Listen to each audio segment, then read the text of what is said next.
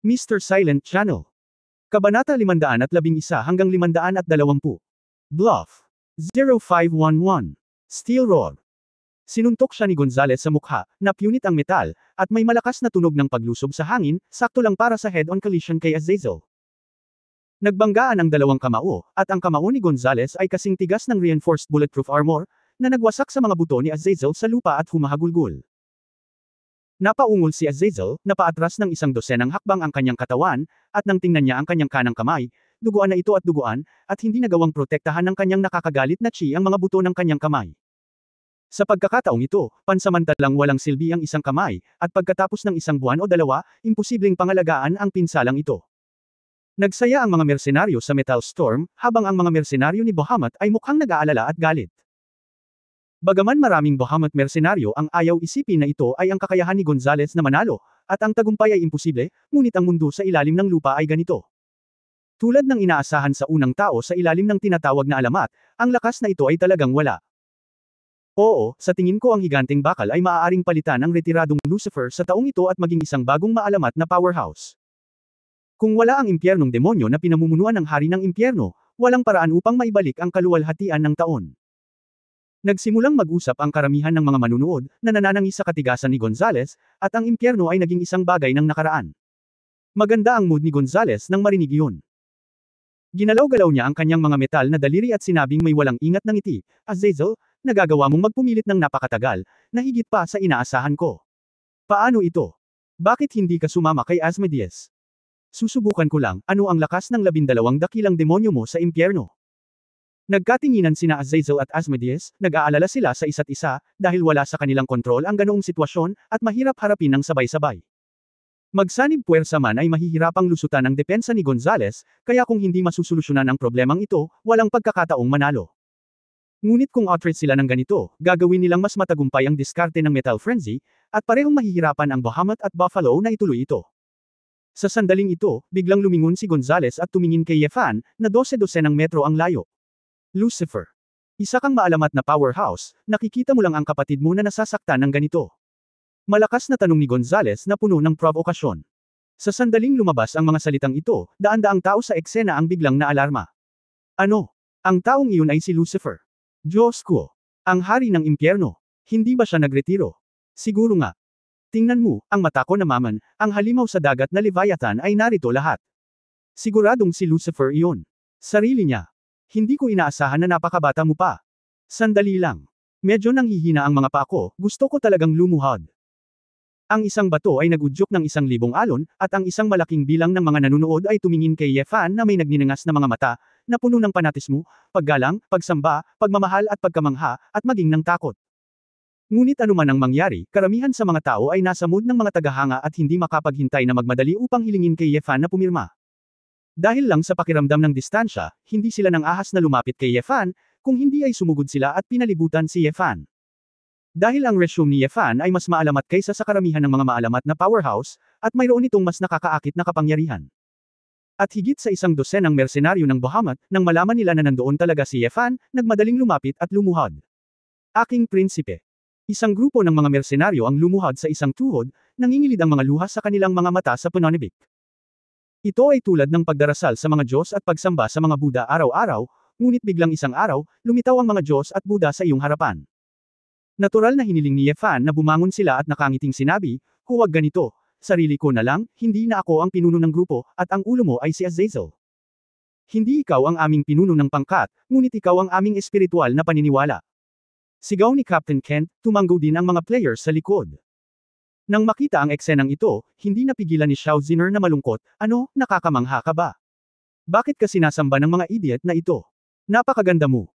Nagkibit balikat si Yefan, Miss Xiao, pwede kang magpanggap na binili ko ang mga extra, huwag mong masyadong seryosohin. Masyado silang ignorante. Hindi pa nila nakikita ang mundo, kaya nabulag sila ng isang napaka-ordinaryong karakter na tulad mo. Ang daming tao sa mundong ito na mas magaling sa iyo, bakit kanila sinasamba? Si Xiao Ziner ay lubhang hindi kumbinsido. Si Wu Yeshuo, na sumusunod sa likod at hindi gaanong nagsasalita, ay hindi nagustuhan mula nang lumitaw si Xiao Ziner. Nang marinig iyon ng babae ngayon, lalo siyang nadismaya at napangisi, ano ang alam mo? Alam mo ang kapatid ko noon. Napakahusay na tagumpay. Nanalo siya sa jihad, gaano karaming tao ang nakinabang, naiintindihan mo ba? Ngumuso si Xiao Ziner, sino ka, at sino ka? Sobra mong sinasamba si Ye Fan, pinakasalan mo siya maging concubine. Ikaw. Agad na nagalit si Wu Yeju at may gustong gawin. Nagmamadaling iniunat ni Ye Fan ang kanyang kamay, hoy. Sure, huwag gawin ito. Hindi mo ito magagawa. Kinailangan ni Wu Ye Fan na umatras matapos marinig ang sinabi ni Ye Fan, na may malungkot na ekspresyon sa kanyang mukha. Inilabas ni Xiao Ziner ang kanyang dila, halika rito kung kaya mo, natatakot ako sa iyo. Hindi ba babaeng ninja? Hindi alam ni Ye Fan kung tatawa ba siya o iiyak, Miss Xiao, masyado ka bang hindi nasisiyahan? Hindi ko sinasadya, at hindi ko hinayaang tawagin ako ng lahat na samambo sa akin ng ganoon, lahat ay binigyan lang ako ng mukha. I don't care, anyway, I don't think you're happy. Bakit sikat na sikat ka? Pakiramdam ni Xiao Ziner ay lubhang hindi balanse. Gonzales doon, nakita na si Ye Fan ay nakikipag-chat sa isang babae at hindi siya inalagaan, at ang kanyang mukha ay biglang naging malungkot at nakakatakot. Lucifer, sinasadya mo bang magpanggap na hindi mo naririnig ang sinasabi ko? Ngumisi si Gonzales, oh, tulad ng iyong mga nasasakupan, mayroon kang maling pangalan. Hoy! Boss, is this guy? May mali ba sa utak niya? Gusto ka ba niyang awayin? Sabi ni Belial sabay ngiti ng masama. Tuwang-tuwang sabi rin ni Maman, Gonzales, ang ulo mo ay sinipa ng asno. Kung hindi dahil sa husay mo sa bakal, pabayaan mo pa ang amo natin, hindi mo man lang matalo si Azazel. Bahala na. Ikaw, sa panahon ng banal na digmaan. Tinatayang kaya rin itong makipagkompetensya sa mga anghel tulad ng Holy Royal Court, at malayo pa ang iyong paghahanap sa aming amo. Sinabi mo rin na ito ay noong panahon ng banal na digmaan, at ito ay maraming taon na ang nakararaan. Sa tingin mo ba ay walang pag-unlad ang mundo? Sinabi ni Helena, ang lakas ng aming ulo ay higit sa may isip mo. Buong pagmamalaking sinabi rin ni Gonzales, ako ang taong pinakaayaw sa panloloko ng ibang tao. Ngayon dahil hindi kumbinsido kayong mga taong inferno, kukumbinsihin kita, paano kung? Lucifer, gusto mo bang magkaroon ng kaunting trick sa akin? Kabanata 0512 Bakit? 0512. Masayang masaya rin si Ye Fan. Matapos ang jihad 5 taon na ang nakalilipas, hanggat alam niya ang kanyang pangalan, wala pa siyang narinig na sinumang nagkusa na hanapin siya. Ang kanyang prestihiyo ay umabot sa isang rurok. Bagamat hindi siya invincible, sino ang lalaban sa isa't isa kung umabot na siya sa antas na ito? Kung manalo ka, magbabayad ka ng isang presyo, at kung matalo ka, walang pakinabang. Sa makatuwid, hindi pa nakilala ni Ye Fan ang sinumang nagkusa na guluhin siya. Dahil sa aksyong ito ni Gonzales, naalala ni Ye Fan ang panahon noong siya ay nasa fallen period pa. Madalas siyang nakatagpo ng mga hamon mula sa kanyang mga kapantay at natatakot siyang patayin kapag siya ay natutulog. Si Wu Yekang ay labis na nag-aalala na si Ye Fan ay makikita, kaya mabilis siyang humakbang at nagsabi, Gonzales. Lumaban kung gusto mo. Hindi na kailangang patunayan ang lakas ng aking hari. Kapag naging isa ka man lang sa nangungunang 10 alamat, pag-usapan natin ito. Pag-usapan natin. Ang ilang mga nakamasid ay tumango, at naramdaman din nila na si Gonzales ay masyadong mayabang. Sa mga tuntunin ng katayuan ng mundo sa ilalim ng lupa, si Gonzales ay masyadong mahirap. Humph! Kung isa kang maalamat na powerhouse, wala kang lakas ng loob na makipaglaro sa akin, ano yon? Sinulyapan ni Gonzales ang lahat ng naroroon, ako, si Gonzales, ay hindi kailanman. Gusto kong maging high profile, ngunit sa pagkakataong ito, ang aking kapatid na Metal Frenzy ay napahiya, at kailangan kong humingi ng hustisya. Kung hindi, hindi ako makakaharap sa aking mga tao.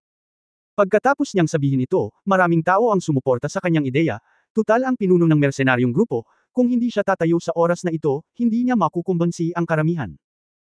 Sa oras na ito, lumapit si Azazel kay Ye Fan at sinabi sa mahinang boses, Boss, hindi mo kailangang kilalanin siya sa pangkalahatan, hindi siya karapat-dapat na makipag-away sa iyo. Oo, boss, nagretiro ka na, huwag mo siyang pansinin, sabi ni Asmodeus.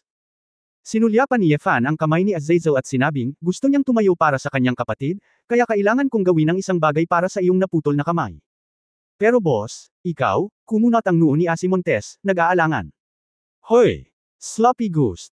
Anong ginagawa mo, natatakot ka bang patayin ng amo ang lalaking iyon? Kung papatayin mo, patayin mo. Takot sa itlog. Sigaw ni Maman. Ngumiti si Ye Fan at humakbang pasulong. Binalak din niyang samantalahin ang pagkakataong ito para sabihin kay Azazel at sa iba pa ang totoo. Ngunit nang malapit na siyang umakyat, pinigilan siya ni Xiao Ziner. Ipaubaya mo sa akin ang bukol na bakal na iyon. Pabayaan mo na lang. Natigilan si Ye Fan, at ang mga tao sa tabi niya ay nataranta. You go. Bakit mo ipaglalaban si Gonzales para sa akin? Nagtataka si Ye Fan. Malamig na ngumuso si Xiao Ziner, sino ang lalaban para sa iyo? Hindi lang kita matiis, ang lalaking ito ay sumisigaw at yamakap, napakaraming tao ang nagyayabang tungkol sa iyo. Siguradong sinusubukan mong labanan muli ang bakal na iyon, at pagkatapos ay lalabas muli. Magpakitang tao. Hindi kita hahayaang magpakitang gilas. Hindi kumbinsido si Xiao Ziner, bakit magkatulad silang dalawa sa lakas, si Fan ay hinahangaan ng napakaraming tao. Noong nasa Zia Guo siya, kailangan niyang maging low profile, kaya hindi siya nagkaroon ng pagkakataon na ipakita ang kanyang mukha, dahil walang fans na susundan siya, at wala siyang masyadong pakialam. Sa pagkakataong ito, nang makita ang reputasyon ni Fan sa ibang bansa at ang isang grupo ng mga nakababatang kapatid na lalaki, medyo naiinggit din ako sa ganitong uri ng pakiramdam. Kahit saan ako magpunta, napakaraming tao ang luluhod at sasamba sa kanya at tuwang-tuwa siyang titingnan. Kawili-wili iyon. Nagtawanan lahat ang mga nanunood, at hindi nila kilala si Xiao Ziner, naisip lang nila na hinihingi ng babaeng ito ang sarili niyang kamatayan. Beautiful lady, huwag kang gagawan ng mga vulgar na bagay. Natakot si Bailayer na masaktan ang dilag na ito, kaya humakbang siya at sinabing, ang kagandahang tulad mo ay dapat alagaang mabuti. Sinaman siya ng tingin ni Xiao Ziner, umalis ka. Sino ang kausap mo? Napaatras si Bilial na nasaktan, iniisip kung ano ang kanyang ginagawang mali, sa pangkalahatan ay hindi hawakan ng mga babae ang kanilang mga ilong tulad nitong si Ash. Hindi nasiyahan si Gonzales, hindi ako interesadong makipag-usap sa isang babae, Lucifer, nagtatago ka ba sa likod ng isang babae? Nagtawanan din ang lahat sa Metal Frenzy. Nang marinig ito, lalo pang sumuko si Xiao Ziner, at galit na sinabi, ikaw ay malaking ulo. Ano ang nangyari sa ating babae? Sa tingin mo ba matatalo mo ang isang babaeng tulad ko? Pagkatapos nagsasalita, tumalikod si Xiao Ziner at tinuro si Ye Fan, makinig ka. Ye ang apelyido. Kung maglakas loob kang barilin, susunugan kita hanggang mamatay. Gusto kong ayusin itong bukol na bakal. Narinig ni Ye Fan ang sinabi ni Xiao Ziner, syempre, wala siyang choice kundi hayaan siyang lumaban, kung hindi, magagalit siya sa tiyahin na ito, at natatakot siyang masunog ang bukid na tinitirhan niya sa gabi. Okay, Miss Xiao, umakyat ka kung gusto mo, papalakpakan kita mula sa ibaba ngayon, ngumiti si Ye Fan at umiling. Boss! Sumimangot si Asmodeus at sinabing, ang lakas ni Gonzales. Hayaan mo ang babaeng ito na umakyat, natatakot ako na hindi ito nararapat. Tahimik ding tumango si Azazel at ang iba pang katabi, syempre naisip nila, si Xiao Ziner ang babaeng kinaiinteresan ni Ye Fan. Kung nasugatan siya, hindi nararapat. Humihingi ng mahina si Wu Yejo at sinabing, kung gusto niyang umakyat at bugbugin ng sobra, hayaan mo siya. Guro, bakit mo siya pinipigilan? Naramdaman ni Xiao Ziner na muli siyang minamaliit, at labis na inis. Tumaas ang kilay ni Liu Mi at sinabing, nakakainis kayong mga ignorante Miss Ben. Ngayon, buksan natin ang inyong mga mata. Tulad ng daan-daang nanunood sa gitna, tumalon si Xiao Ziner at bumagsak sa harap ni Gonzales na kasing liwanag ng isang lunok, at pagkatapos ay biglang bumangon ang gintong apoy mula sa kanyang kamay. Hoy, big steel head. Bilasan mo at kumilos ka. Si Xiao Ziner ay sabik na lumaban. Nagdulot agad ng padamdam ang eksenang ito. Ang babaeng ito ay isang power user. Hindi naman, parang sinaunang mandirigma. Ito, anong klaseng apoy ito, napakalayo nito kaya nataranta ang mga tao. Ang mga ordinaryong karakter sa mundo sa ilalim ng lupa na walang alam, naturally, hindi ko maintindihan ang pinagmula ni Xiao Ziner, ngunit marami sa mga eksperto na naruroon ay agad na namangha. Boss! Siya ay isang babaeng phoenix. Sigaw ni Azazel, at mukhang seryoso rin yung iba. Ngumiti si Ye Fan at tumango, alam ko na ngayon, bakit hindi ako nakipagtalo sa kanya. Tumango ang lahat, at lalo pang nanginig si Bilil, at pagkatapos ay hinawakan ang kanyang puso sa takot, pupunta ako. Boss! Masyadong exciting ito. Ngayon ko lang binastos ang babaeng Phoenix. Ikaw, sinusubukan mo akong patayin. Karapat-dapat ang boss na maging boss. Bumalik ako sa Zia Kingdom at nakipag-ugnay sa babaeng Phoenix. Kung magdadagdag tayo ng Phoenix Girl sa hipag natin, kailangan talaga nating maglakad sa buong mundo, haha. Masayang sabi ni Maman. Manahimik ka. Mag-ingat kung marinig ka ng babaeng Phoenix, at masunog ka hanggang sa mamatay ng apoy ng Phoenix. Naiinis na sabi ni Leviathan. Nagulat si Wu Yejan at nagpakita ng kalungkutan. Alam din niya na masyadong malaki ang gap sa pagitan niya at ng Phoenix Girl.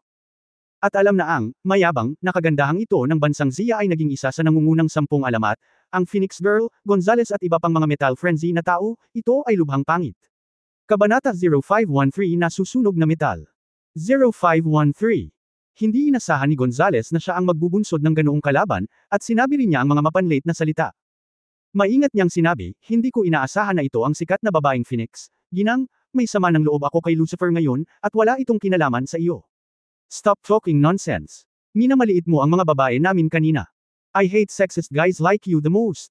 Kung hindi mo gagawin, susunugan kita sa molten iron. Mukhang mayabang si Xiao Ziner.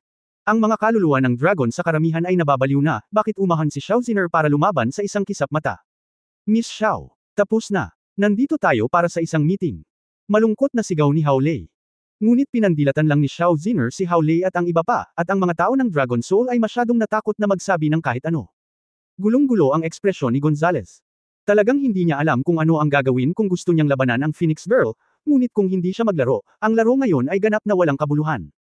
Dahil gusto mong maging isang maalamat na powerhouse, hindi mo maiiwasan ang direktang pag-uusap sa ibang mga alamat. Sa desperasyon, wala nang ibang nagawa si Gonzales kundi ang kumagat ng bala at sinabing, kung gayon, titingnan ko ang kakayahan ng babaeng Phoenix. Pagkatapos nito, ang kabilang braso, ulo, leeg, at katawan ni Gonzales ay nagsimulang lumitaw na metal. Bakal na katawan. Umungol si Gonzales, ang katawan na parang isang maliit na higanti ay lumawak ng labis na marilag, ang mga linya ng mga kalamnan ay naging mas angular, at ang mga litid ay naging parang bakal. Ang kanyang katawan ay natatakpan na ng bakal, at sa sikat ng araw, kumikinang ito ng isang kulay pilak puting metal na kinang.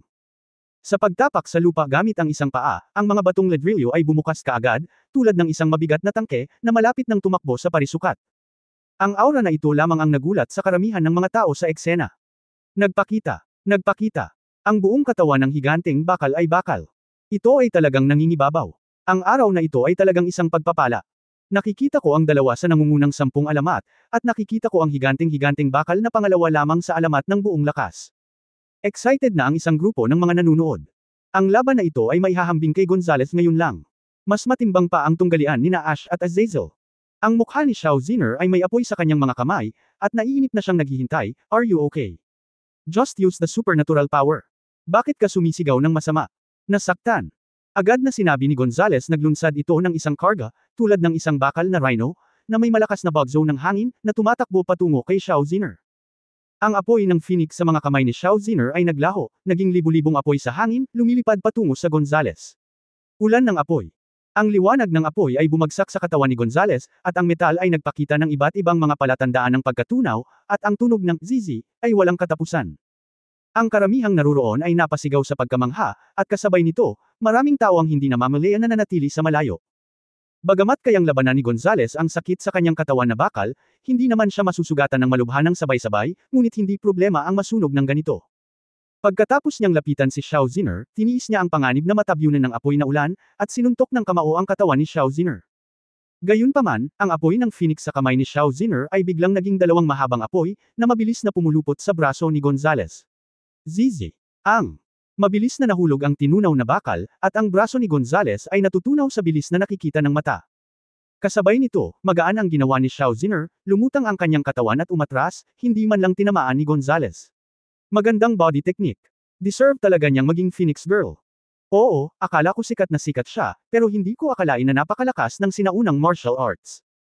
Kinabahan ng mga tao sa Metal Frenzy nang makita nila si Gonzales sa matinding laban, habang si Bahamut naman ay natuwa. Masyadong mataas ang temperatura ng apoy ng Phoenix na ito. Direkta nitong matutunaw ang katawan ng bakal ni Gonzales. Si Asmodeus, na nakatayo sa tabi ni Yefan, ay hindi maiwasang manlaki ang kanyang mga mata. Napangiti si Yefan, iniisip sa sarili kung ano ang apoy. Sa huling pagkakataon na lumaban siya kay Xiao Ziner, ang nasusunog na dugo na Fengyan ay pagpapahirap. Alam ni Yefan na hindi ginamit ng Xiao Ziner na ito ang kanyang buong lakas, ginamit lang niya ang mga galaw sa Phoenix Dance Scroll. Tila wala siyang pressure na labanan si Gonzales, at sapat na iyon upang lumaban ng regular. Halos matansya ni Yefan na kung hindi ginamit ni Xiao Ziner ang Phoenix Blood Burning mula sa Nine Heavens Scroll, ang kanyang karaniwang lakas ay dapat na kalahating puso. Siyempre, ang lakas ng Phoenix Girl ay higit sa lahat ay dahil sa patuloy na nirvana ng Phoenix, at ang pagpapabuti ng kanyang paglilinang. Sa katunayan, hanggat may sapat na oras, maaabot niya ang mas mataas na kaharian maaga o huli. Natagpuan ni Gonzales na napakalaki ng kanyang katawan para maabutan si Xiao Ziner, at pagkatapos masunog at matuno, tumigil na lang siya sa paghabol.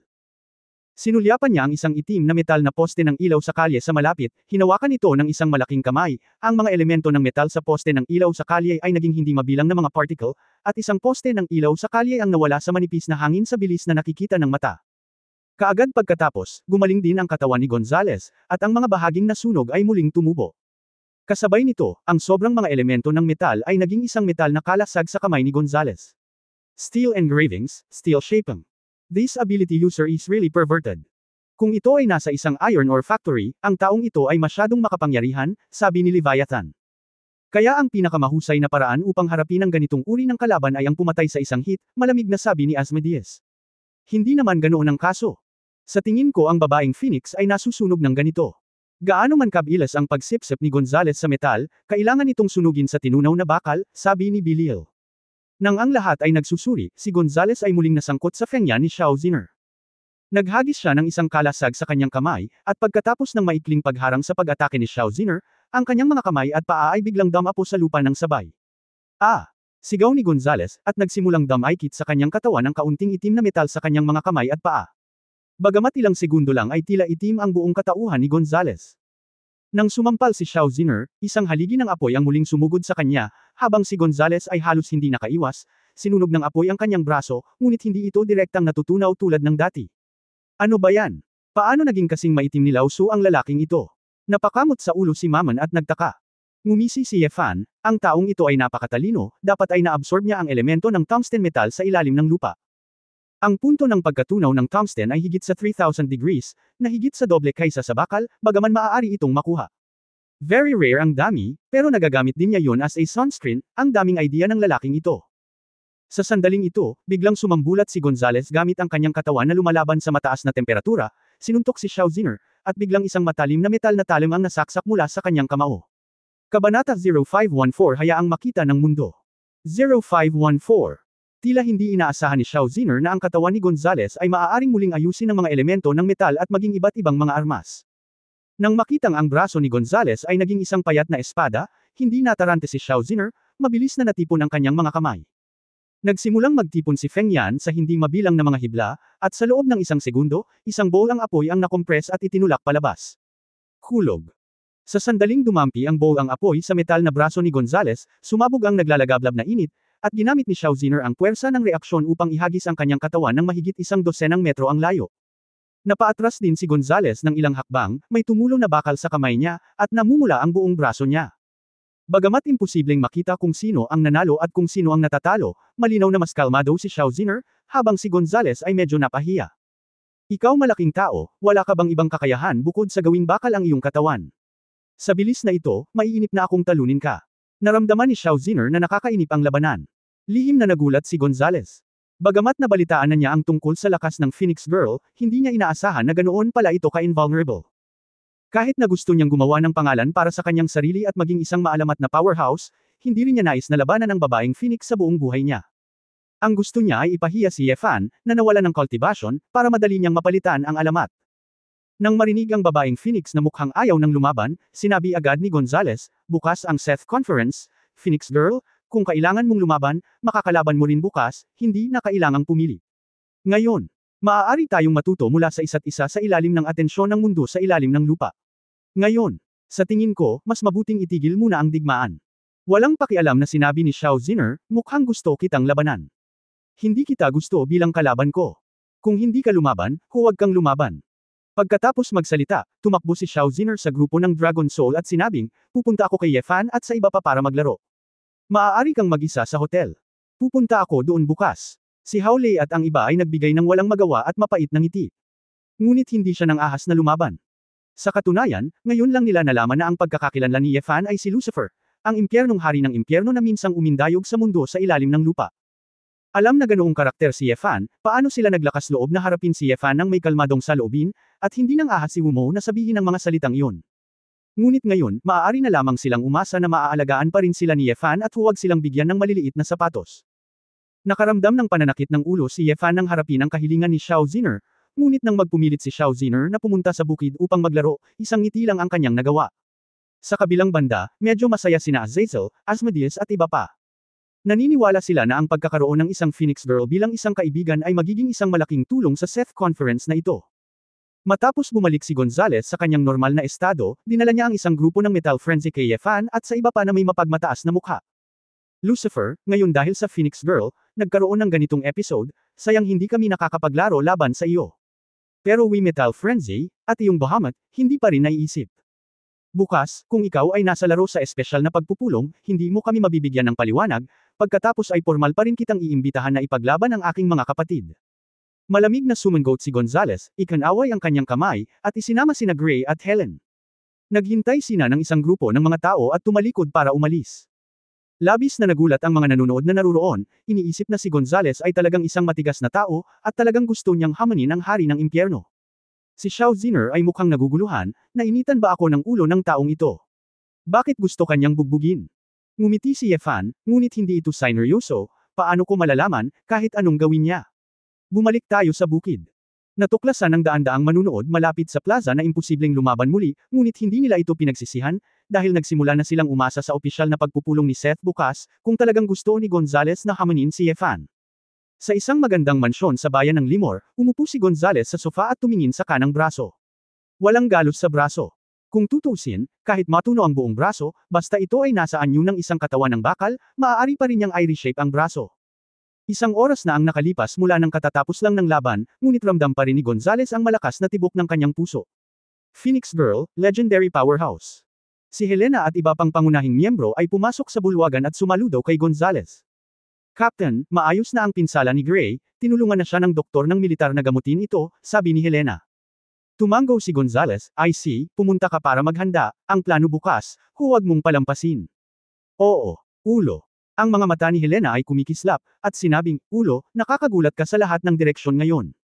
Ang mga taong tumalo sa impyerno ay walang mukha, at sila ay kapantay ng batang babae ng Phoenix, maaari naming lubos na hilingin na ikaw ang pinuno ng alamat. Napabuntong hininga ng malalim si Gonzales, Legendary Powerhouse. Kung tutusin, isa itong alamat. Hindi pa talaga naibigay ng babaeng Phoenix ang lahat ng kanyang lakas, kaya hindi natin ito dapat basta-basta. Gayunpaman, ang Lucifer na iyon, nang makita na si Azazel ay labis na nasugatan, ay hindi kumilos, ito ay talagang isang pag-aaksaya. Leader, pinigilan ka lang ng babaeng Phoenix dahil sa iyong mga katangian. Kung may iba pang maalamat na powerhouse, maaaring hindi ka kasing lakas ng pinuno. Hindi mo kailangang maliitin ang iyong sarili. Ngumisi si Gonzales, tama, dahil iyon ang kaso. Bukas ang kumperensya, hayaan ang buong mundo na makita ang lakas ng ating metal frenzy. Farm, sa pagdating ni Xiao Ziner, buong sigasig din siyang tinanggap ng lahat. Nag-barbecue party si Beryl, at lumabas ang isang grupo ng mga tao, nag-iiho ng karne, umiinom ng beer, at ninanamnam ang simoy ng paglubog ng araw. Magandang Phoenix Lady, matagal ko nang narinig ang tungkol sa iyong reputasyon. Hindi ko inaasahan na ang iyong hitsura ay higit na kamangha-mangha kaysa sa iyong lakas. Maaari ba akong, Bilil, magkaroon ng karangalan na imbitahan kang subukan ang aking inihaw na filet mignon? Niloko ni Bilil ang isang steak at dinala ito kay Xiao Ziner. Kumakagat ng mais si Xiao Ziner, madilim ang kanyang bibig. Nang makitang duguan pa rin ang steak, kumunat ang noo niya at sinabing, gusto kong kainin itong luto, bakit mo ako bibigyan ng hilaw? Oh, gusto mong kumain ng 8, magaling ba? Ipagluluto ko ulit para sa iyo, nagmamadaling sabi ni Beryl. Kalimutan mo na ito, napakabagal mo, iluluto ko ito, sabi ni Xiao Ziner, na inabot at winawagayway ang apoy. Napasigaw si Bilil sa takot, muling iminulat ang kanyang mga mata, at nalaman na ang steak sa tinidor ay naging coke. Ngumuso si Xiao Ziner na hindi nasisiyahan, ano ang iyong pangalan, kasalanan mo ang lahat, ang init ay hindi na kontrol ng mabuti, ito ay nasunog. Pumunta at magpalit ng isang piraso. Gustong umiyak ni Bilil ngunit walang luha. Lumapit si Ye Fan at tinapik si Beryl sa balikat, mas mabuti pang magtipid ka sa oras mo, si Miss Xiao ay hindi babaeng makakausap mo. Kabanata 0515 Sumakay tayo sa mga kabayo. 0515 Kailan? Nakita ni Xiao Ziner si Ye Fan na papalapit, pinunasan niya ang kanyang bibig at sinabing, narinig kong may nakasakay dito, dalhin mo ako doon. Hindi pa ako nakakasakay ng kabayo dati. Humigop ng beer si Ye Fan at sinabing, nandyan lang. Sa kwadra, ikaw na lang ang mangganguna sa pagsakay, bakit gusto mong dalhin kita doon? Ito ang iyong lugar, hindi ba dapat ako ay tretuhin ng iyong amo? Malungkot na sabi ni Xiao Ziner. Ah! Inisip ni Ye Fan sa kanyang sarili kung paano magkakaroon ng bisitang tulad mo, ngunit natakot din siya na sunugin siya ng babaeng ito, kaya sinabi niya, sige, isasama kita saglit. Saka lang ngumiti si Xiao Ziner, halos pareho lang, may natitira pa akong kalahating mais dito, ipapakain ko na. Ang tamis. Nakita ni Ye Fan na kalahati na lang nito ang natitira, at kinain niya ito ng magulo. Marami pa ring naglalaway na corn cobs, at pinilit niyang ngumiti, masyadong magalang ito, busog na ako, salamat Miss Xiao. Hindi ko alam kung ano yun, hindi ko siya hahayaang kainin ito para sa mga ordinaryong tao, sabi ni Xiao Ziner. Ang Leviathan, Mammon, at iba pa. Sa tabi nilang lahat ay umiling at bumantong hininga nang makita nila ang eksenang ito, iniisip na ang babaeng Phoenix ay maglalakas loob na bigyan si Ye Fan ng ganitong uri ng pagkain. Halos iisang barbecue ang kinain nilang dalawa, at pumunta sila sa kwadra at pinalabas ang isang maitim na kabayo. Bakit may mga maitim na kabayo lamang, hindi tulad ng maliliit na puting kabayo? Medyo nabigo si Xiao Ziner. Ang maitim na kabayo na ito ay mabuti. Mayroon itong dugong Pranses. Ito ay mas mahal kaysa sa karaniwang supercar. Ikaw ay isang marangal na batang babae na phoenix na gustong sumakay ng kabayo. Dapat kang sumakay ng ganitong uri ng dugo. Paano mo ito sasakay ayon sa kulay? Natatawang sabi ni Ye Fan.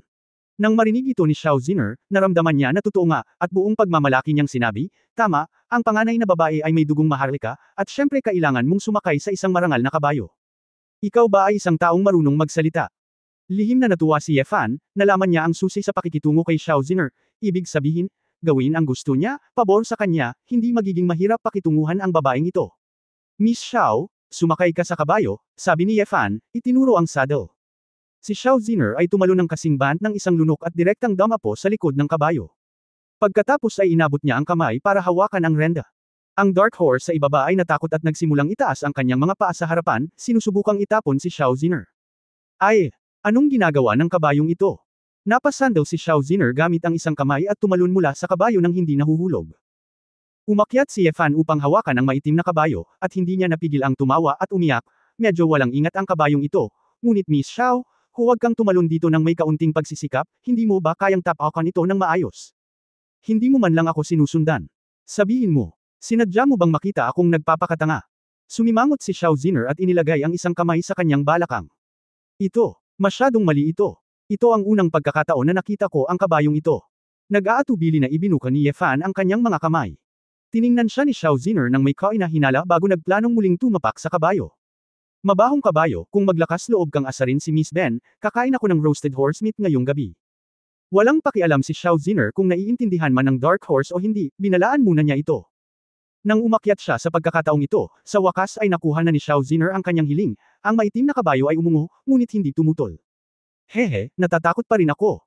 Masayang hinawakan ni Xiao Ziner ang renda na parang isang batang babae at matagumpay na sinabi, Ye Fan, nakita mo ba na ang kabayong ito ay natatakot pa rin sa akin? Nakatango lang si Ye Fan, pumalakpak siya, oo, tulad ng inaasahan kay Miss Xiao, ang kabayong ito ay hinadlangan ng iyong Feng Wei. Magmaneho. Inindayog ni Xiao Ziner ang renda, ngunit hindi gumagalaw ang kabayo, kaliwat kanan na umiiling-iling. Itong kabayo, nakakatamad. Bakit ayaw mong gumalaw? Nakaramdam ng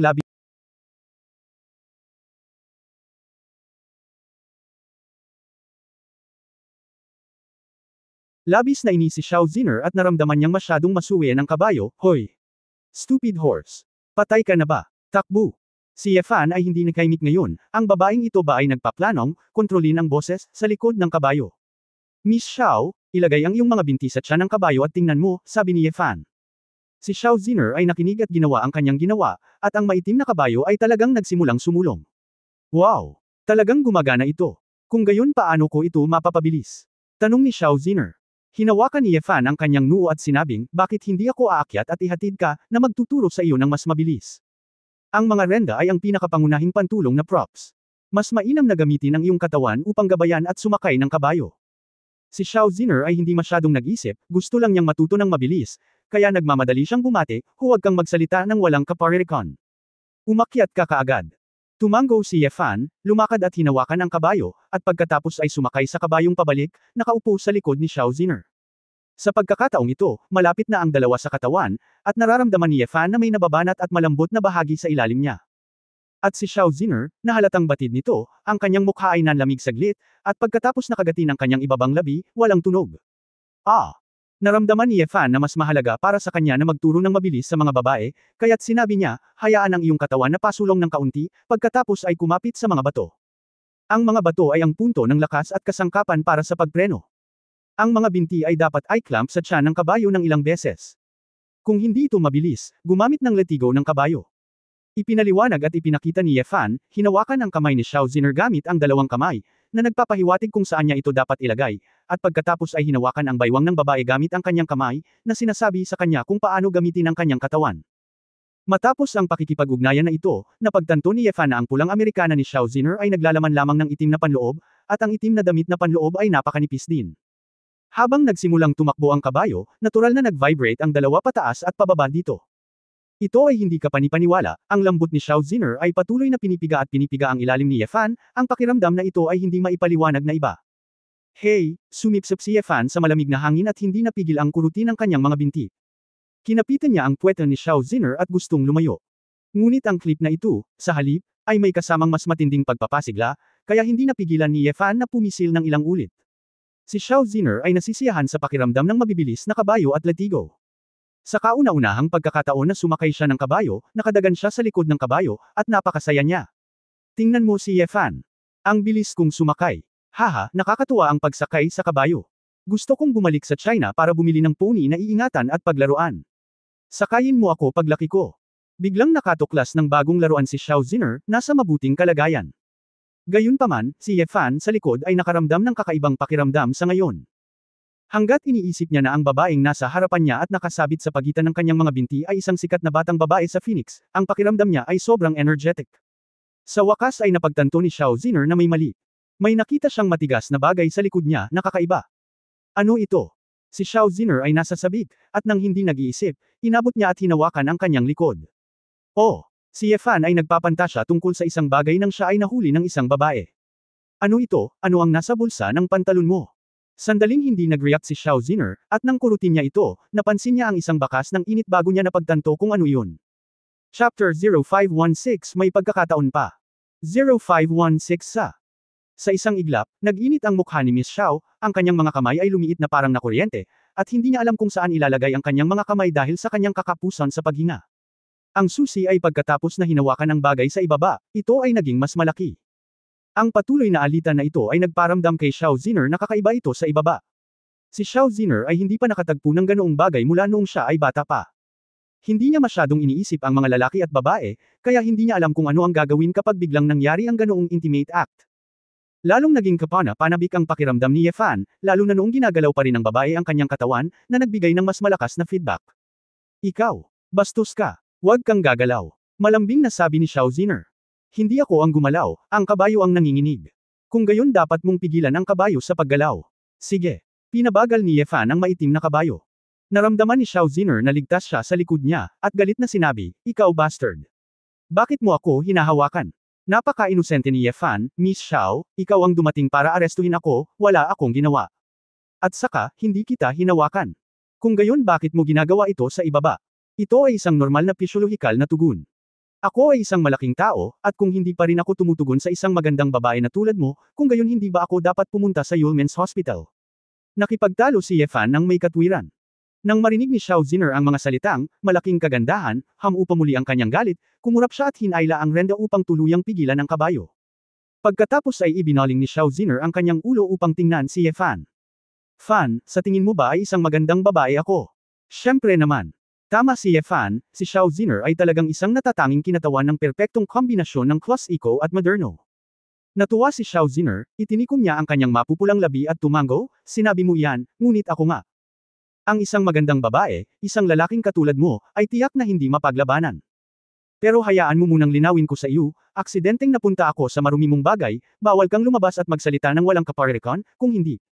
Susunugan ko ang buhay mo. Naisip ni Ye Fan na ang babaeng ito ay talagang madaling linlangan, mas tanga kaysa kay Su Qingzhou, kaya nagmamadali siyang tumango, walang problema. Siyempre hindi ako nagsasalita ng walang kaparekan. Miss Xiao, paano ako madudumihan ng isang Diyos ang tulad mo? Si Xiao Ziner ay tumalon mula sa kabayo, nag-cross ang kanyang mga kamay sa kanyang harapan, at sinabing, hindi mo kailangang maging napakababa, alam ko na ang isang lalaking tulad mo ay walang background o maharlika. Bloodline, normal lang na magkaroon ng ganitong inferiority complex sa harap ko. Gayunpaman, magaling ka na ngayon, at maganda ang iyong hitsura, kaya magsikap na gawing mas masarap ang iyong sarili at pagbutihin ang iyong ugali. Sa kasong ito, kung gusto mong mapalapit sa akin, maaaring may pagkakataon pa. Hindi napigilan ni Ye Fan ang tumawa at tumawa. Ano ang ibig sabihin nito?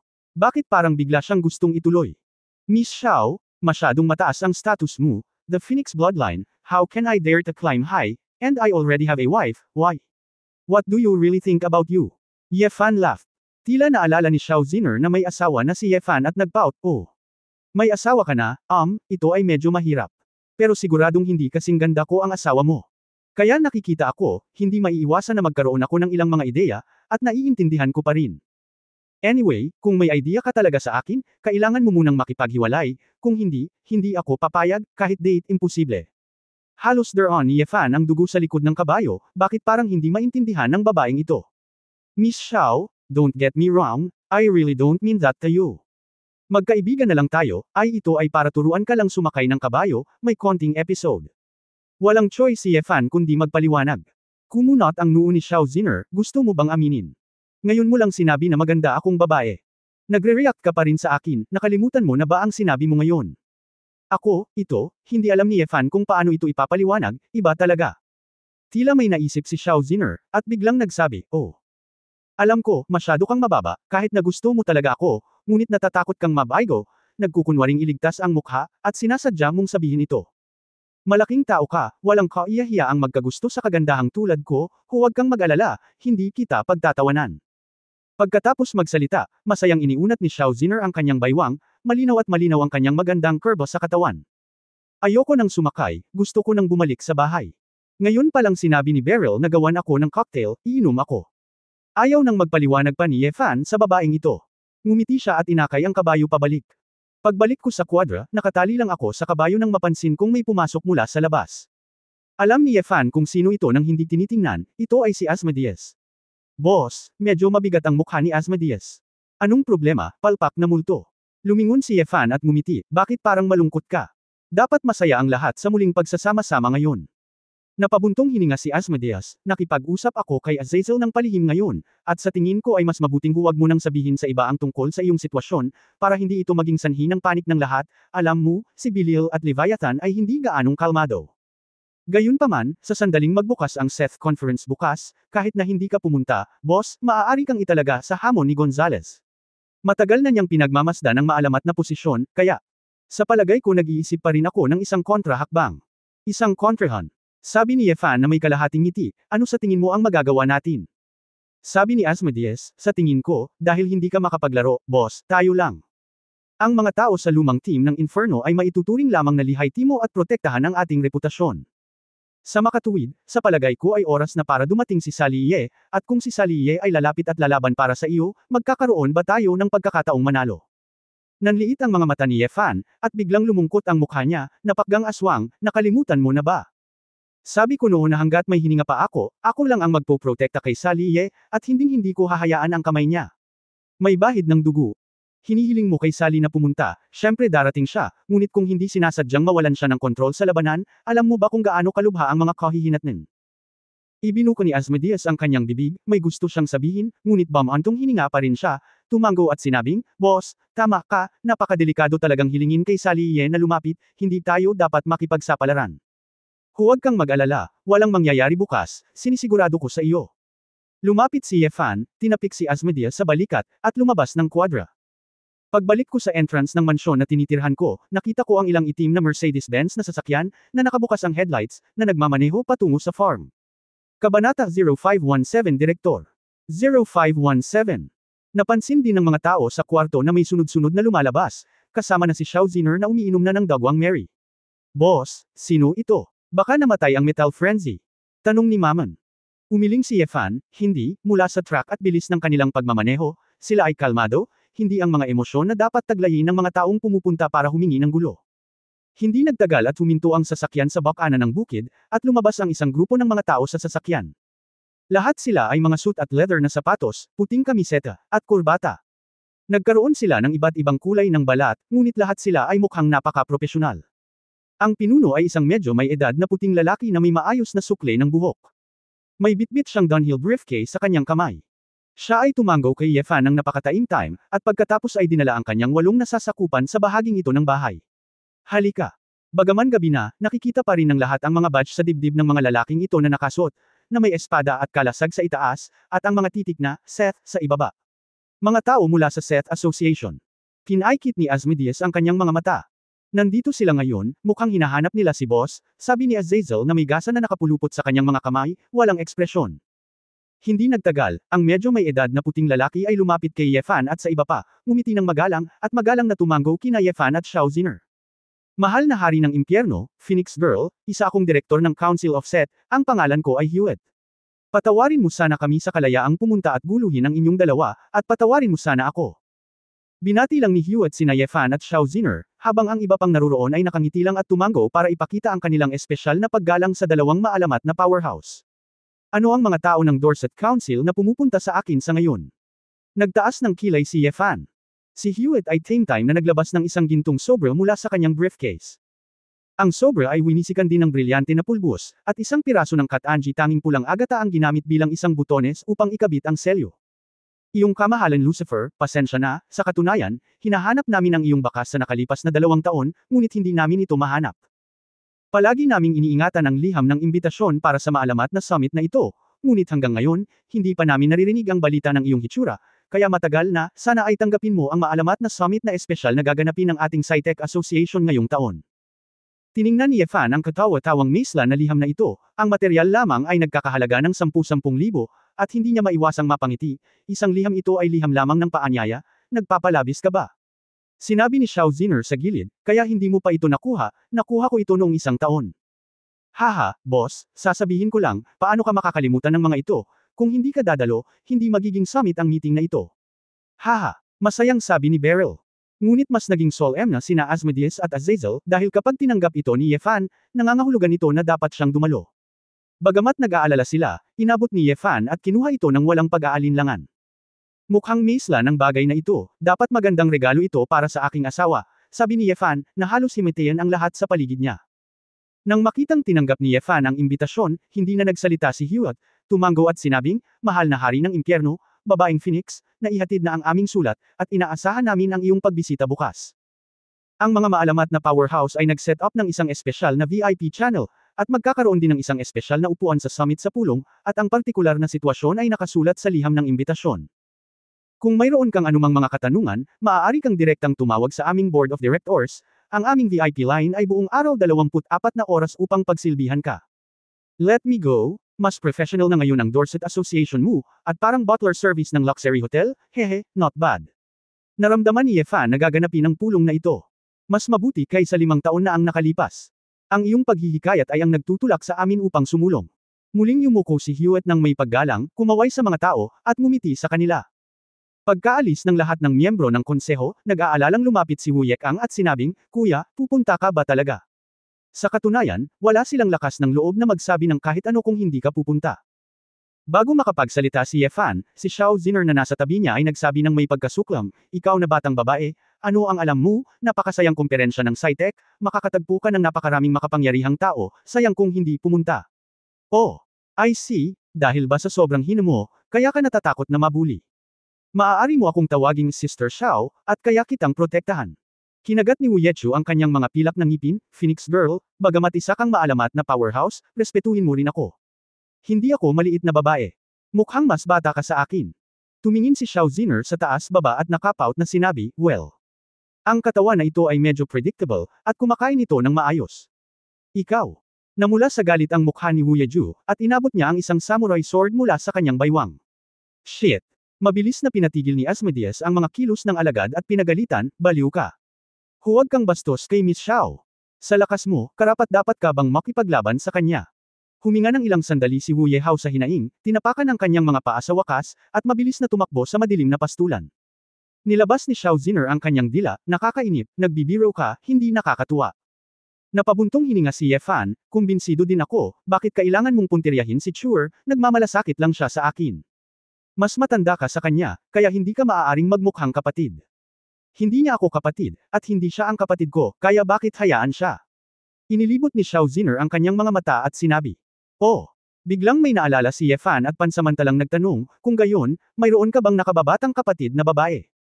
Oo, mas maganda ang ugali ng nakababatang kapatid ko kaysa sa kanya, ako. Tila napagtanto ni Xiao Ziner na hindi maaaring sabihin iyon ng sinabi niya, pinandilatan niya si Yefan, bakit ko sinabi sa iyo ang tungkol sa kapatid ko? Pumasok ako para uminom. Falem. Ngumiti ng mapait si Yefan. May gusto pa sana siyang sabihin, pero medyo alerto ang babaeng ito. Tinapik niya ang balikat ni Asmodeus, sloppy ghost, masyado kang fierce kay Kier kanina, go and persuade her. Ayos lang boss, magiging maayos din siya, sanay na akong magsanay sa kanya mula pa noong bata pa siya, kumunat ang noo ni Asmodeus. Ikaw naman, boss. Meeting bukas, pag-isipan mo. Si Yefan ay masyadong tamad na magpaliwanag, umiling, at sinabi, nakikita ko, kung hindi mo ako hikayatin, pupunta ako at suyuan ang aking kapatid na si Chur. Pagkatapos magsalita ni Yefan, naglakad siya patungo sa damuhan. Sa ilalim ng mabituing kalangitan, umiihip ang hangin sa damuhan, at may bakas ng lamig. Si Yefan ay nasa isang haystack at nakita ang maulap na gabi kung saan siya nakaupo na nakayuko at nakatitig sa mga bituin. Sa ilalim ng mahinang liwanag ng bituin at liwanag ng buwan, ang mukha ni Wu Yejian ay sobrang basa at makinis, na may malambot na mga linya at dalisay, at ang kanyang mga matangkad na mata ay nagniningning. Saglit na nanood si Yefan, ngunit medyo nataranta, hanggang sa nag-react din si Wu Yeshu at natagpuan siya.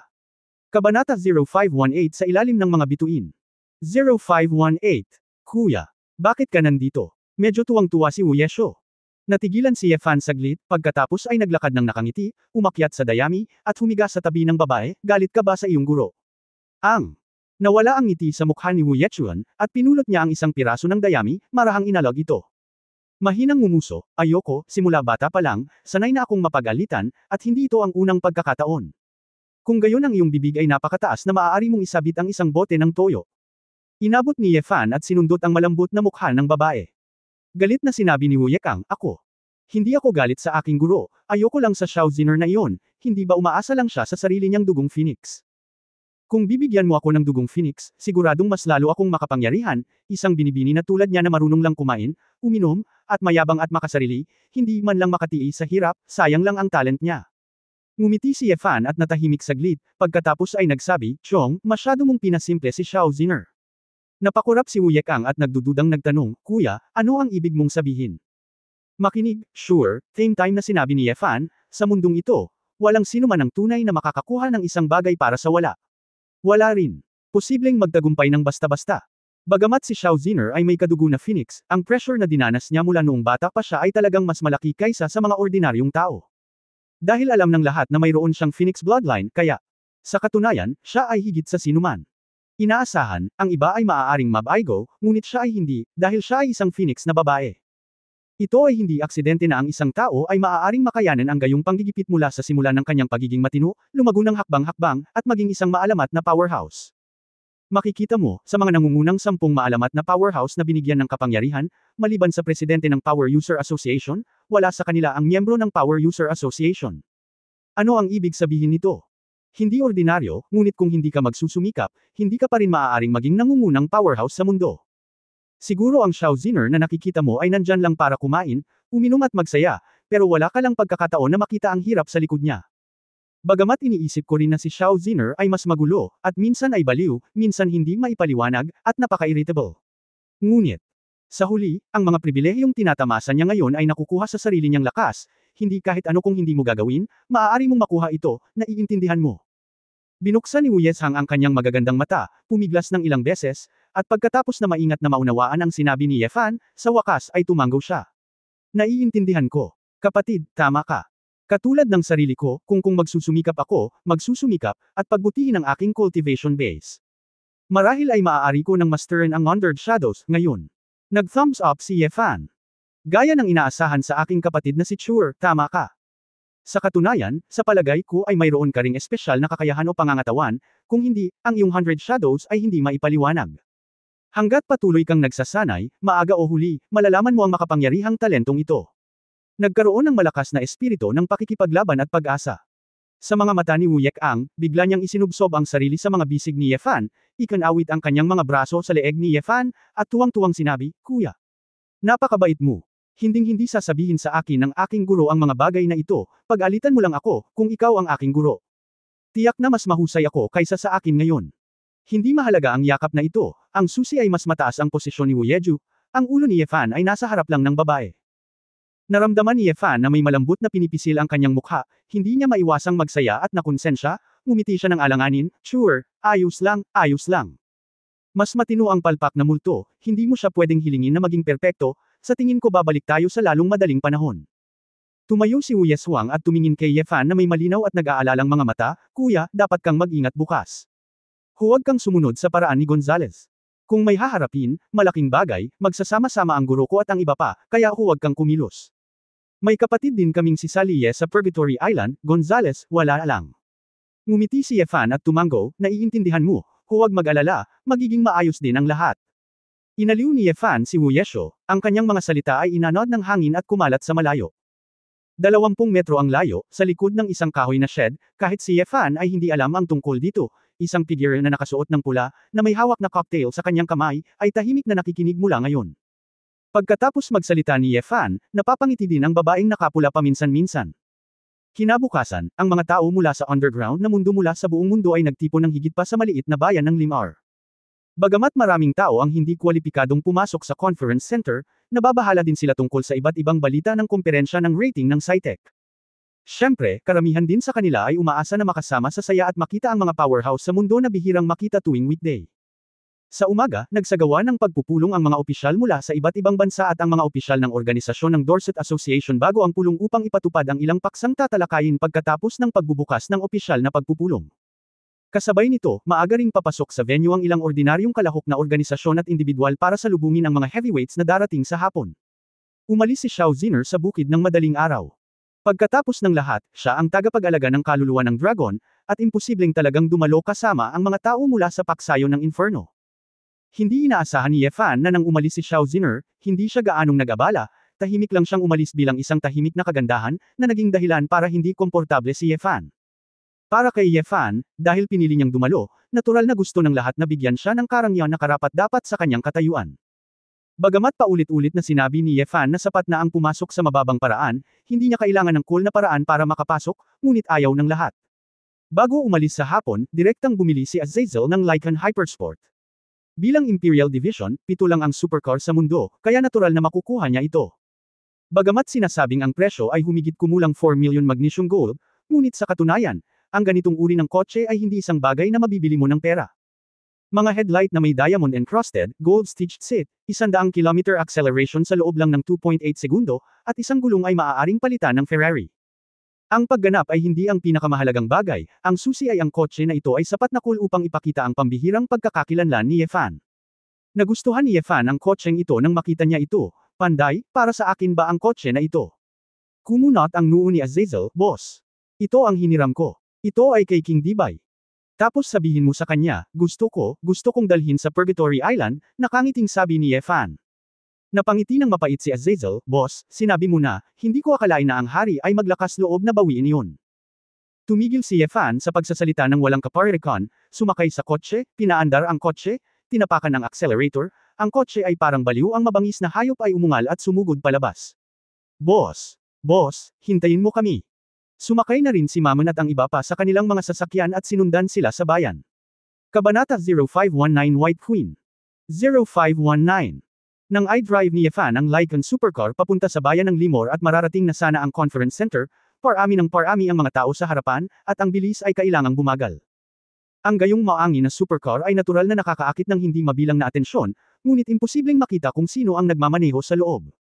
Nag-iisip si Ye Fan kung kailan siya makakapagmaneho papunta sa conference center, ngunit nalaman niyang may dalawang grupo ng tao sa harap nila, nag-aaway sa kalsada. Ang ilang mga mararangyang sasakyan sa harap nila, tulad ng Bentleys, Aston Martins, at maging ang Rolls-Royces, ay nakaharang lahat sa kalsada, at ang mga busina ng sasakyan, na hindi gumana. Ang dalawang grupo ng mga tao ay hawak ang kanilang mga kapwa, ang ilan sa kanila ay nakikipaglaban gamit ang kanilang mga kamay, at ang lakas ay halos nakuha. Mayroong ilang mga likas na nagsisimula, at sila ay lumaban ng pabalik-balik.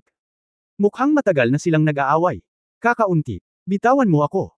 Hindi napigilan ni Ye Fan na pag-alitan ang kanyang ina, kailan ito lalaban. Kinailangan niyang buksan ang pinto at lumabas ng sasakyan, sinusubukang bumangon at paalisan ang mga lalaki. Ngunit pagkababa ko sa kotse, may biglang bumulalas, tingnan mo. Lucifer, ang hari ng impyerno. Diyos ko, nandito na ang idol ko. Aayusin na ba talaga ang inferno? Isang beses nagpakita si Ye Fan kahapon, napakaraming tao sa bayan ang nakakakilala kay Ye Fan, at ito ang magandang pagkakataon. Nang may sumigaw, lahat ay tuwang-tuwa na pumunta kay Ye Fan. Bagamat hindi ako naglakas loob na manood sa malapitan, ngunit ang pagmamasid dito mula sa malayo ay nagpasigla sa maraming tao. Sa wakas ay napagtanto ni Ye Fan na ang pagiging isang bituin ay hindi napakahusay. Para kang binisita ng mga unggoy sa zoo, at sobrang nakakahiya. Sumimangot si Ye Fan at casual na nagtanong sa mga taong katabi niya, ano ang problema sa harapan? Mabilis na sumagot ang matapang na tao, magulat kay Mr. Lucifer. Nasa harap nila ang Fire Ant Mercenary Group at ang Iron Hoof Mercenary Group. Nag-away sila dahil sa karaniwang pagkakasunod-sunod ng rangkang, at kalahating oras na silang naglalaro. Anong klaseng magulong mersenaryong grupo, hindi ko pa ito narinig. Ungol ni Ye Fan at umiling. Ang ilang C-level at B-level na organisasyon sa underground world ay mabilis na nagbabago, kaya noong mga araw na nawala siya, maraming mga bagong organisasyon ang dapat na lumabas. Si Yefan ay humakbang pasulong at sumigaw sa 30 o 40 tao, "Hoy! Kailangan ninyong makipag-away sa tabi ng kalsada. Bakit kayo nakaharang sa daan?" Hindi niya pinansin ang mga salita ni Yefan at nagpatuloy sa pakikipaglaban sa isa't isa. Wala ka bang lakas ng loob na makinig sa sinabi ni Lord Lucifer? Pagod na mabuhay. Hoy! Mga langgam na apoy at mga taong may kuko na bakal. Gusto mo bang suwiin ang utos ng hari ng impyerno? Sa wakas, tila may isang tao sa gilid ang unang nakarinig nito, at nang makitang si Yefan ay nakatayo doon na malungkot, siya ay nagmamadaling sumigaw at hiniling ang mga kasama sa tabi niya na huminto. Pagkaraang dumami ang nagising, nakatingin kay Yefan, lahat sila ay napaatras, humihingal, napuno ng dugo, at nagtatago sa magkabilang gilid ng kalsada sa kahihiyan. Paumanhin, Lord Lucifer. Kami. Hindi namin sinasadyang harangan ka. Ang Fire Ant Mercenary Group at ang Iron Hoof Mercenary Group ay lahat ay humingi ng tawad. Akala ng lahat ay papagalitin pa sila ni Yefan at bibigyan sila ng leksyon, ngunit winigiway lang ni Yefan ang kanyang kamay at sinabing, okay lang na lumaban o pumatay sa hinaharap, huwag kang hamarang. Nasa underground world tayo, pero kapag lalabas tayo, kailangan nating sumunod sa rules, at hindi rin naman magandang i-delay ang paglalakbay ng ibang tao kapag pumatay ng tao, di ba? Ang isang grupo ng mga mersenaryo ay sabik na tumango, na tila sila ay malalim na itinuro. Natigilan ang mga nanunood, at walang nag-iisip na ang taong nag-utos sa isang grupo ng mga demonyong impyerno ay magiging isang, makatuwirang, karakter. Pagkatapos magsalita ni Yefan, itatalikod na sana niya ang kanyang ulo at babalik sa kanyang sasakyan, ngunit sa sandaling ito, isang magandang figure na nakasuot ng puting damit ang biglang bumaba mula sa isang puting Rolls-Royce Phantom na nakaparada sa kanyang harapan. White gauze skirt, blue ribbon, gold-tied high heels, puno ng Mediterranean style. Ang matangkad na figure ay halos 1.8 metro, na may maputlang blonde na buhok sa isang tirintas, asul-abo na magagandang mata, matulis na baba, at isang pambihirang ugali tulad ng isang diyosa sa mitolohiya. Nang sumulpot ang babaeng ito, tila napabuntong hininga ang lahat sa audience, tila nabigla sa kanyang kagandahan at aura. Nanliit ang mga mata ni Yefan, nanliit ang kanyang mga pupil, at nagpakita siya ng masalimuot at emosyonal na ngiti. Nahulog, matagal nang hindi nagkita, malaki ang pinagbago mo, sabi ng pinakamarangal na babae sa edad na 30s na may maamong ngiti. Oo, matagal na, pero hindi ka pa rin nagbabago. Mistress, nag-alinlangan si Yefan saglit, ngunit tinawag pa rin itong nakagawiyang pangalan. Sa sandaling lumabas ang mga salitang ito, ang karamihan ng mga nanunood ay biglang nagkagulo. Asawa ni Lucifer. Baka si White Queen Sylvia. Ito ay dapat. Ang aura na ito, ang kagandahang ito, ay dapat ang kasalukuyang pinuno ng mga matatanda, si Sylvia Somowlet. Siya ang asawa ng itim na emperador, kaya siya rin ang dating guro ni Lucifer. Hindi ko inaasahan na pinatay ni Lucifer ang itim na emperador at handa siyang tawaging asawa. Ang itim na emperador at ang puting reyna, ang alamat ay tila magkapatid. Pantay-pantay ang lakas ng dalawa. Noong nag-away ang Black Emperor at Lucifer, hindi tumulong ang White Queen, at itinuring itong magbigay ng mukha kay Lucifer, kung hindi, magsanib puwersa ang mag-asawa. Sa palagay ko ay maaaring hindi manalo si Lucifer. Kalokohan. Anong katayuan bilang isang maalamat na powerhouse, kahit na mag-asawa ito, imposibleng magkalaban silang dalawa. Hoy! Sa tingin ko hindi. Matagal na yata ang White Queen na gustong maging pinuno, kaya hindi niya tinutulungan ang Black Emperor. Tama. Nakikita mo ngayong patay na ang Black Emperor, sa top 10 legend, ang upuan ng Black Emperor ay pinalitan lang ng White Queen, hindi ba mas masaya para sa kanya na master ang mga luma? Manahimik ka. Gusto mong mamatay. Ang ganitong klase ng dare to say anything. Ang isang grupo ng mga tao ay madalas na nag-uusap, pinag-uusapan ang lahat ng uri ng chismis tungkol sa White Queen na si Sylvia, ngunit si Sylvia ay hindi nag-abalang pansinin ito, at halatang hindi niya kukunin ang mga maliliit na isda sa kanyang mga mata. Nahulog, ibinuko lang ni Sylvia ang kanyang bibig at muling ngumiti, "Nako, ngayon isa ka ng Lucifer, ang marangal na hari ng impyerno, hindi kita matawag sa pangalan ng aking apprentice." Sa totoo lang, wala akong pakialam. Tinawag ako ng iba, ang tunay kong pangalan ay Yefan, mahinang sabi ni Yefan. Si Yefan ay palaging nag-iingat sa magandang babaeng ito sa kanyang harapan. Sa katunayan, sa mga mata ni Yefan, ang babaeng ito ay hindi mas madaling pakitunguhan kaysa sa kanyang dating amo, si He Huang. Mula sa katotohanang napanood niya ang pagkamatay ng kanyang asawa, ngunit hindi naghiganti, at ngayong nakilala niya ito, buong puso pa rin niyang ginuganita, makikita mo ang kanyang pagiging pambihira. Oh, sige, tatawagan kitang Yefan. Dumilat si Sylvia, tumingin saglit kay Yefan, at sinabi sa malalim na boses, mukhang wala ka ng bakas ng asawa ko. Kabanata 0520 Sylvia. 0520. Pamilyar na pamilyar si Sylvia sa tubig mula sa langit ng kanyang asawang si He Huang, at ang kanyang lakas ay ayon sa teoryang katumbas ng sa He Huang, kaya natural na hindi niya makita na si Yefan ay walang langit sa kanyang katawan. Ang panloob na lakas na nilinang ng tubig ng buhay. Gayunpaman, sa isang lungsod tulad ng Sylvia, kahit na talagang nakikita mo ang isang bagay, hindi mo ito sasabihin ng malinaw. Palaging nagbabago ang mga tao, at gayon din ang mundong ito, mahinahon at tunay na sabi ni Yefan. Tumawa si Sylvia at sinabing, oo, napakabilis ng pagbabago ng mundong ito. 5 taon na ang nakararaan, hindi ko akalain na ang Seth Conference ngayong taon ay ako ang pinuno ng mga matatanda. Pumunta para makilahok. Ngunit sa pangkalahatan, napakasaya ko pa rin na makilala ka ngayon, Yefan, at kayong mga dati ng kaibigan. Sabi ni Sylvia, tumalikod at tumingin sa likod niya, may ilang sasakyang naglalakad pababa. Sina Azazel, Asmodeus, Mammon, at ilang iba pang miyembro ng Inferno na kasama ni Yefan, ay natagpuan ng White Queen at agad na bumaba ng sasakyan. Lahat sila ay mukhang alerto, na para bang may kaharap silang malaking kalaban, ngunit nang makitang walang ginawa si Yefan, kailangan nilang maghintay at tingnan kung ano ang nangyari. Sylvia, ang mapagpasyang labanan sa pagitan ng Black Emperor at ng aming boss noon ay isang buhay at kamatayang labanan sa pagitan ng dalawang panig. Nanalo ang aming boss, at wala kang karapatang mag-higanti, sabi ni Azazel. Hey, Azazel, hindi ko sinabing gusto kong mag-higanti, nakangiting ngumiti si Sylvia, kung gusto kong mag-higanti, bakit ako maghihintay hanggang ngayon? Kusang pinatay ng asawa ko ang mga kapatid mo. Piniling makipag-away kay Yefan, at sa wakas ay namatay, iniwan akong balo, at galit lang ako sa kanya, paano ako makakapaghiganti? Tapos ayos ka na, sumakay ka na sa kotse, gabi na para pumasok, Mammon pouted. Umiling si Sylvia, hindi mo kailangang kabahan, bagamat iniwan mo ang aming mga matatanda, ang tingin sa iyo ng aking asawa ay mga traidor, ngunit sa palagay ko ay hindi, kaya, hindi ko inaasahan na ituturing mo ako bilang isang kaibigan. Ngunit sana ay hindi ang kaaway. Pagkatapos magsalita, naglakad si Sylvia papunta kay Yefan, at habang pigil hininga ang lahat, dumaan siya kay Yefan. Nang lumakad si Sylvia sa harap ng dalawang mersenaryo, ang mga langgam na apoy at ang mga kuko na bakal, ang kanyang katawan ay nag-condense ng maraming banal na puting liwanag. Itinaas ni Sylvia ang isang kamay, at ang kanyang palad ay tila may puting gintong araw na nagniningning. Banal na liwanag. Ang puting liwanag ay kumalat, tulad ng isang ulap ng ulan, na nakakalat sa hindi mabilang na mga patak ng ulan sa hangin, at nahulog sa 12-dosenang mga mersenaryo. Sa pagpasok ng puting liwanag sa kanilang katawan, ang mga sugat ng mga mersenaryong ito ay mahimalang gumaling. Ito, anong nangyayari? Nagdurugo ba ang aking sugat? Pakiramdam ko ay bumalik ang aking kapangyarihan. Ang ilan sa mga nanunood ay likas na may kaalaman at napabulalas sa pagkamangha, ang salamangka sa pagpapagaling ng White Queen. Tiyak na kamangha-manghang. Siyempre, ang namumukod tanging kinatawa ng white magic practice sa mundo ngayon ay umiiral sa tuktok ng hilang magic, kung hindi, matatawag ba itong White Queen? Nabalitaan ko na ang White Queen at ang Black Emperor ay parehong mga disipulo ng iisang guro, hindi ko alam ang tungkol sa kanila. Gaano kalakas ang kanyang guro?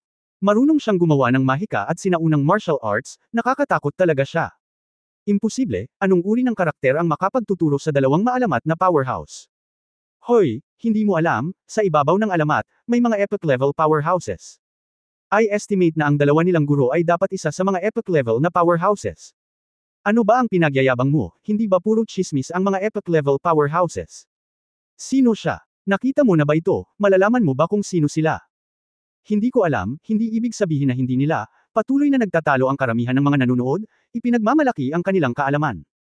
Nalaman ng isang grupo ng mga half-dead at may peklat na mga mersenaryo na sila ay inalagaan ng maalamat na powerhouse na White Queen. Excited, dali-dali silang lumuhad sa gilid ng kalsada at nagpasalamat kay Sylvia. Hindi ito masyadong sineryoso ni Sylvia, sinabi niya na may mahinang ngiti, hindi mo ako kailangang pasalamatan, kung gusto mo akong pasalamatan, pasalamatan ng Hell King, hindi dahil mabait siya, hindi kanya pinatay, at wala akong pagkakataon na tulungan kang gumaling. Ngunit, huwag kang hadlang sa daan sa hinaharap. Isang grupo ng mga mersenaryo ang nahihiyang yumuko kay Yefan at inamin ang kanilang pagkakamali, na nagsasabing hindi na sila mangangahas na gawin ito muli. Umiling si Yefan at bumantong hininga, may kinalaman ito sa kanya, at hindi siya baliw, kaya papatayin niya ang bagay na ito. Gayunpaman, maraming beses na niyang nakita ang white magic ni Sylvia. Para sa ilang kadahilanan, nakikita siyang gumanap sa oras na ito, palagi siyang nakakaramdam ng kakaiba. Ngunit kung ano ang naramdaman ni Yefan na iba sa dati, hindi niya masabi.